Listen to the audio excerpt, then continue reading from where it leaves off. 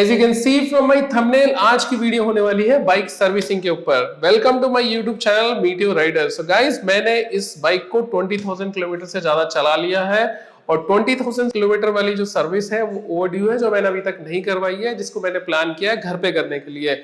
ये इसका servicing schedule है। सो गाइस, ये सर्विस हम घर पे कर सकते हैं या नहीं कर सकते हैं, इसके लिए क्या क्या कंज्यूमेबल चाहिए, क्या टूल चाहिए, इन सब की जानकारी आपको इस वीडियो में मिलने वाली है।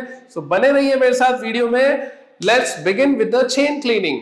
सो चेन क्लीन करने से पहले आप इस पैनल को खोल लीजिए, क्योंकि इसके अंदर काफी डस्ट डिपॉजिट हो जाती है, कचरा डिपॉजिट हो जाता है। तो अगर सिर्फ चेन क्लीन कर देंगे और इसको नहीं साफ करेंगे तो जो स्प्रॉकेट है छोटा वाला, उस स्प्रॉकेट में डस्ट और जो गंदगी है वो जमा रहेगी। इस पैनल को खोलने के लिए चाहिए आपको एक एलन की। So I'll just open it. So guys, ये कवर को निकालने के लिए आपको ये 3 बोल्ट खोलने हैं और ये मैंने कवर निकाल दिया है। देखिए काफी गंदगी है इसके अंदर, तो इसको साफ करेंगे हम। चेन क्लीन करने के लिए guys, this is a chain cleaner from Motul C1 and this is a chain lube C2। मेरा प्लान ये है कि पहले चेन क्लीन करूंगा, चेन क्लीन करने के बाद में गाड़ी को वॉश करेंगे और उसके बाद फिर लुब्रिकेट करेंगे। सो चेन क्लीन करने से पहले आप गाड़ी को मेन स्टैंड पे लगा दीजिए। आपका जो रियर व्हील है वो फ्री होना चाहिए and I will be using this brush to clean the chain. So ये यहाँ पे ऐसे फिट हो जाता है। अभी मैं आपको करके दिखाता हूँ। उससे पहले गाड़ी स्टार्ट कर लेते हैं।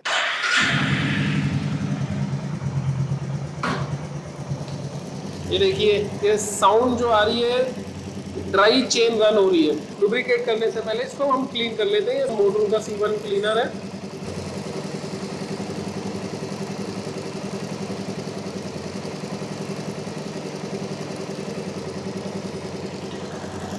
इस ब्रश से मैं इसको क्लीन कर लूंगा। 3 साइडेड ब्रश है तो इजीली क्लीन हो जाती है चेन। और जो भी गंदगी है, आप देख रहे हैं फर्श पे कितनी गंदगी गिर रही है। ये देखिए, अगर आप कैमरे में देख पा रहे हैं।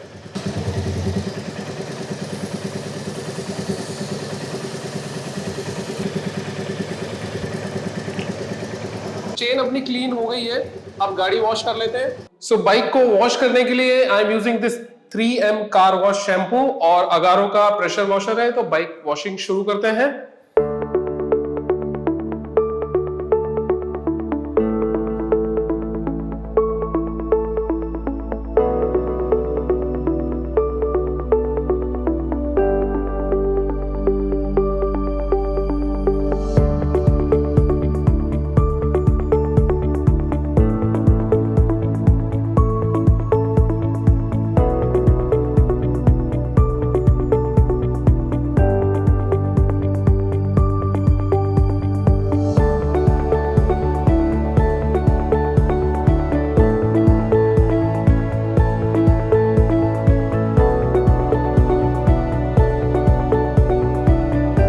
अपनी बाइक की वॉशिंग हो गई है और मैंने बाइक को ड्राई भी कर लिया है।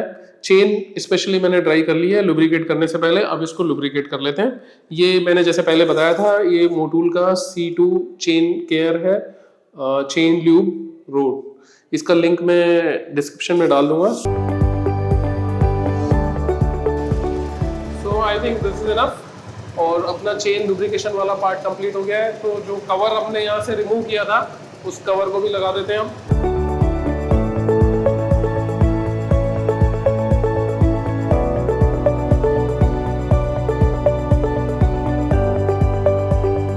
नेक्स्ट हम लोग अब एयर फिल्टर इसका क्लीन कर लेते हैं। एयर फिल्टर इसके अंदर है। इस कवर को रिमूव करने के लिए आपको एक ये बोल्ट रिमूव करना है और एक ये बोल्ट रिमूव करना है। पहले मैं ये बोल्ट खोल लेता हूँ और फिर आपको दिखाता हूँ कि एयर फिल्टर को कैसे रिमूव करना है।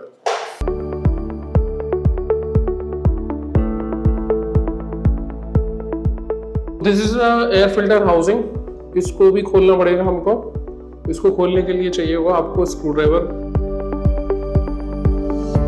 So this is the old filter और बाहर से तो साफ ही नजर आ रहा है, लेकिन अंदर से गंदा है। आप अगर कैमरे में देख पा रहे हैं तो ये देखिए, ये है नया filter, royal Enfield genuine parts. तो मैं आपको इसको खोल के दिखा देता हूँ।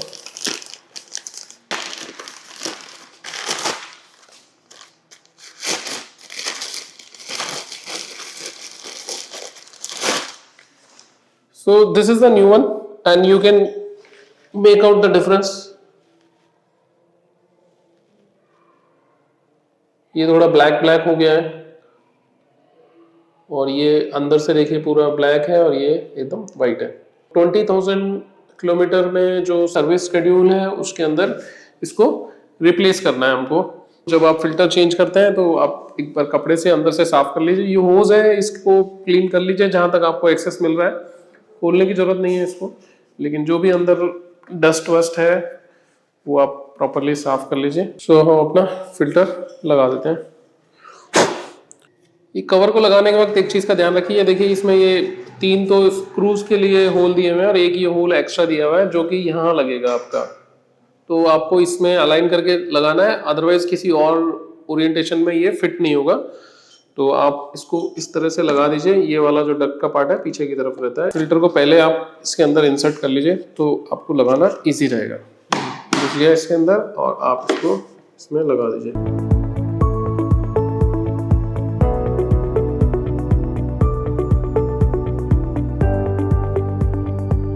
जॉब कार्ड में अपना अगला काम है इंजन ऑयल चेंज करना है and I am going to use Motul 300V 15W50 grade का fully synthetic engine oil. So अगर आप डेली कम्यूटर्स हैं या सिटी राइड्स वगैरह करते हैं, सिर्फ वीकेंड राइड्स वगैरह पे जाते हैं, छोटी मोटी राइड्स करते हैं, तो I think semi synthetic engine oil is good enough for you. लेकिन अगर आप इंथुसियास्टिक है, एडवेंचर एक्टिविटीज वगैरह करते हैं या लॉन्ग राइड्स पे जाते हैं, लॉन्ग राइड से याद आया अपनी भी एक लंबी राइड आने वाली है। गोवा जा रहे हैं, अप्रोक्सीमेटली 4000 किलोमीटर की राइड होने वाली है। सो अगर आपने मेरे चैनल को सब्सक्राइब नहीं किया है तो please subscribe to my channel and hit the bell icon so you can keep getting notifications.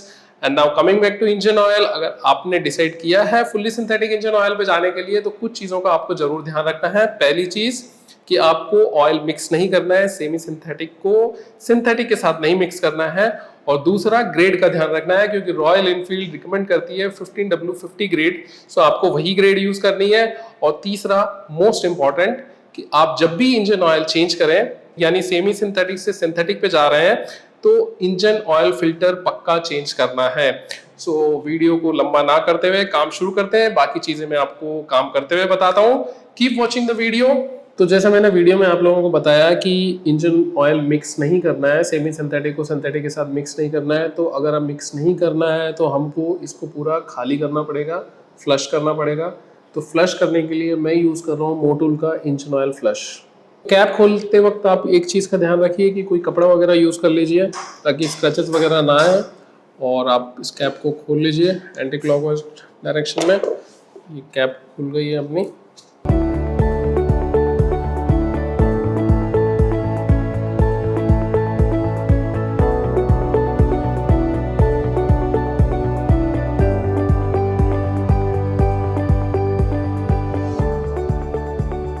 तो ये पूरी बॉटल मैंने खाली कर दी है इसमें और अभी मैं कैप लगा देता हूँ।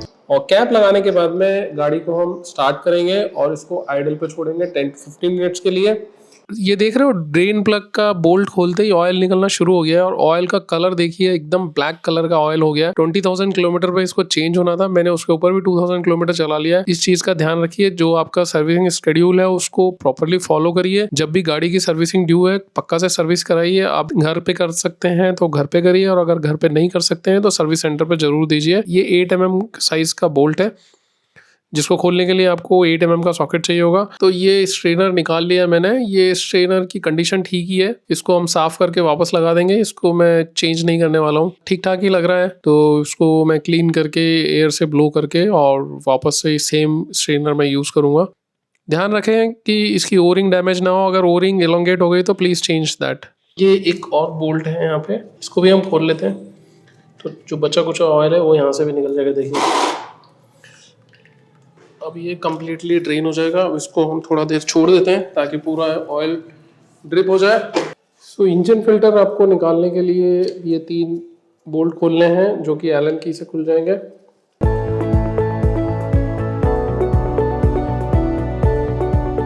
इसको निकालने के लिए जैसा आप पुल कर लीजिए बाहर, देखिए पूरा ब्लैक हो गया है, इतना गंदा इंजन ऑयल फिल्टर हो रहा है। सो हम इसको अभी चेंज कर देंगे।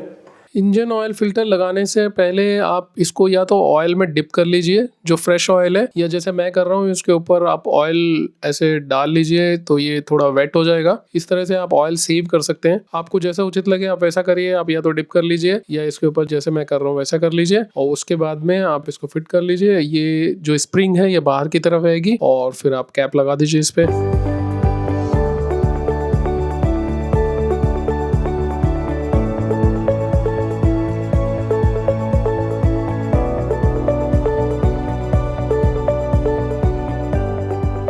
एक जो नट खुला था उसको टाइट कर दिया, ड्रेन प्लग फिट कर दिया, स्ट्रेनर लगा दिया है, और अब मैं ऑयल डाल देता हूँ इसमें।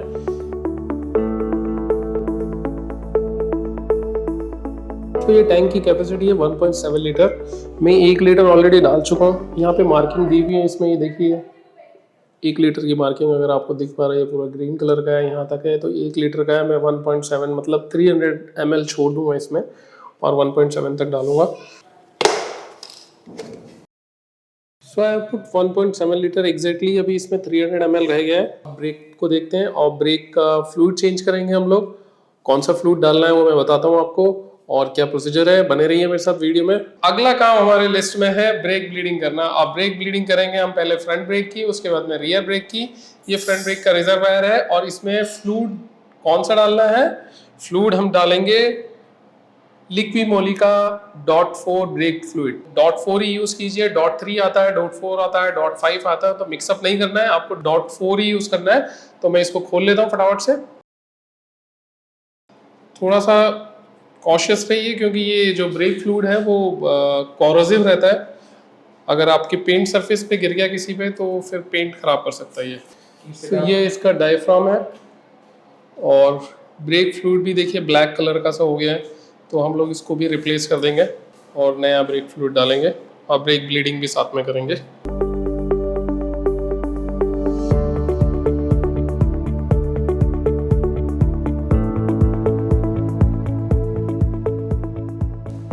So I'm going to use this Liquimoly brake fluid .4. .4 recommended है इस बाइक पे एज पर रॉयल एनफील्ड। तो आप भी .4 ही यूज कीजिए। टॉप अप करना है या ब्रेक ब्लीडिंग करनी है या रिप्लेस करना है तो आराम से डालिए, स्पिल नहीं होना चाहिए। ओके, तो मैंने भर लिया। फुल टॉप अप मत करिए इसको क्योंकि फिर स्पिल होने के चांसेस रहते हैं। अब आप इस पे ये डायफ्राम वाली कैप रख दीजिए ताकि गलती से भी ये स्पिलेज ना हो इस पे, और कैप भी रख देता हूँ इसके ऊपर। ठीक है, आपको ये रबर कैप को खोलना है, इसको निकाल लीजिए और फिर इसके ऊपर आप ये एक ब्लीडिंग होज है इसको कनेक्ट कर दीजिए। इसको मैंने कनेक्ट कर दिया है। एक एंड ये ब्लीडिंग वॉल पे लगा दिया और दूसरा एंड मैंने ये जार में डाल दिया। तो दोस्तों आइडियल कंडीशन में होता यह है कि जैसे ही आप ब्रेक लीवर प्रेस करते हैं तो ब्रेक पंप के थ्रू सिस्टम के अंदर फ्लूइड अंडर प्रेशर रहता है। अब चूंकि फ्लूइड तो कंप्रेसिबल होता नहीं है, तो फ्लूइड का प्रेशर है वो ब्रेक पैड पे अप्लाई होता है और ब्रेक पैड ब्रेक डिस्क को होल्ड करते हैं उस प्रेशर से, तो आपके ब्रेक अप्लाई हो जाते हैं। ये हो गई आपकी आइडियल कंडीशन। लेकिन मान लीजिए किसी वजह से आपके सिस्टम में एयर बबल्स आ जाए, एयर आ जाए, तो फिर जब आप ब्रेक लीवर प्रेस करेंगे तो एयर क्या है, कंप्रेसिबल होती है, तो एयर कंप्रेस हो जाएगी और वो प्रेशर जितना इफेक्टिवली ब्रेक पैड पे पड़ना था वो नहीं पड़ेगा, तो आपके ब्रेक इफेक्टिवली नहीं लगेंगे, स्लगिश हो जाएंगे ब्रेक। तो इसलिए आपको एयर ब्लीड आउट करनी होती है सिस्टम से और इस प्रोसीजर को बोलते हैं ब्रेक ब्लीडिंग। तो ब्रेक ब्लीडिंग करने के लिए आप ब्रेक लीवर को 3-4 बार प्रेस करिए। उससे क्या होगा कि फ्लूइड जो है वो आपके सिस्टम में प्रेशराइज कंडीशन में आ जाएगा और जैसे ही आप चेक वाल्व खोलेंगे तो जो एयर बबल्स हैं सिस्टम में वो फ्लूइड के साथ साथ बाहर आ जाएंगे और आपको तुरंत से चेक वाल्व बंद कर देना है। इस ऑपरेशन को आपको तब तक करना है जब तक कि सिस्टम से पूरी एयर ब्लीड आउट नहीं हो जाती है। लेकिन यह ऑपरेशन करते वक्त एक चीज़ का जरूर ध्यान रखिए कि रिजर्वायर टैंक में फ्लूइड का लेवल चेक करते रहिए और फ्लूइड का लेवल जब भी लो होता है तो आप उसको वापस से रिप्लेनिश कर दीजिए, क्योंकि अगर फ्लूइड खत्म हो गया और आप फिर से यही ऑपरेशन कर रहे हैं और आपने ध्यान नहीं दिया तो रिजर्वायर टैंक के थ्रू एयर सिस्टम के अंदर आ जाएगी और आपका सारा ऑपरेशन फेल हो जाएगा। और यही सेम ऑपरेशन आपको रियर ब्रेक के लिए भी करना है। और जब ये आपका काम खत्म हो जाता है तो चेक वाल्व को प्रॉपरली टाइट कीजिए, डस्ट कैप को फिर से लगा दीजिए। So as you can see मैंने ब्रेक ब्लीडिंग बॉल की ये जो डस्ट कैप निकाली है तो इसके ऊपर देखिए कितना रस्ट लगा हुआ है।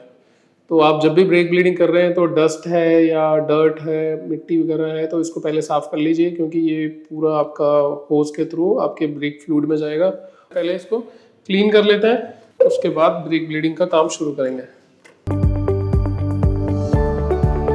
सो गाइस ब्रेक ब्लीडिंग करने के बाद में कैप आप लगा देना टाइट से, डायफ्राम पहले लगेगा, उसके बाद में कैप लगा दीजिएगा। कैप को हैंड टाइट ही करना है। For lubrication purpose I am using this NRF general purpose grease and for battery terminals I am using this Liqui Moly battery grease. इसमें जर्मन में कुछ लिखा है because Liqui Moly is German company, पूरा जर्मन में लिखा हुआ, मुझे समझ में नहीं आ रहा क्या है, बट आई थिंक कि ये प्रोडक्ट अच्छा होगा क्योंकि बैटरी टर्मिनल में वो ग्रीन ग्रीन कलर का डिपॉजिट हो जाता है ना, तो वो एक्चुअली कोरोजिव है और कोरोजन ही है बेसिकली, और वो टर्मिनल्स को खराब कर देता है। अगर आप ध्यान नहीं देंगे उस पर तो ये उसको प्रोटेक्ट करेगा।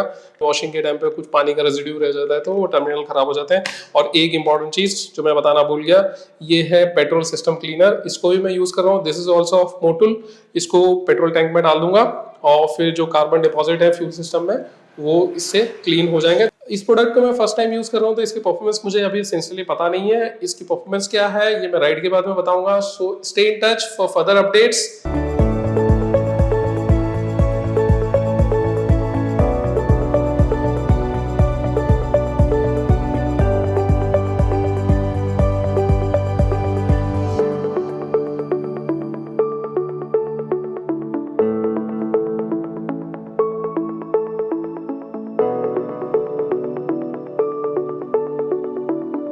सो ब्रेक ब्लीडिंग वाला पार्ट अपना हो गया है कंप्लीट। ब्रेक मैंने चेक कर लिए हैं। ब्रेक पैड मैंने अभी चेंज नहीं किए हैं क्योंकि मैंने कंडीशन चेक कर ली है उनकी। ब्रेक पैड ठीक है हमारे, तो मैंने नए ब्रेक पैड नहीं डाले हैं।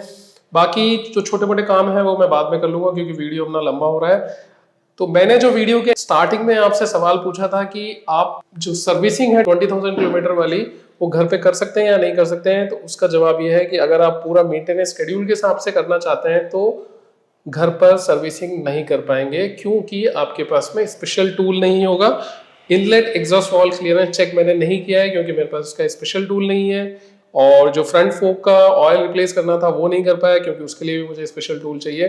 जो मेजर वर्क थे वो मैंने करके आपको वीडियो में दिखा दिए। छोटे मोटे काम मैं बाद में कर लूंगा लाइक लुब्रिकेशंस वगैरह। अभी तक आप लोगों ने इस वीडियो को देखा उसके लिए बहुत बहुत धन्यवाद। और अगर मेरा वीडियो आपको यूजफुल लगा तो please like share and subscribe and don't forget to comment down below. और याद रखिएगा अभी अपनी गोवा की राइड आने वाली है, so press the bell icon so आप लोगों को नोटिफिकेशन मिलते रहे और मैं जल्दी ही वीडियो अपलोड करूंगा गोवा के। Till then stay healthy, be happy. जय हिंद।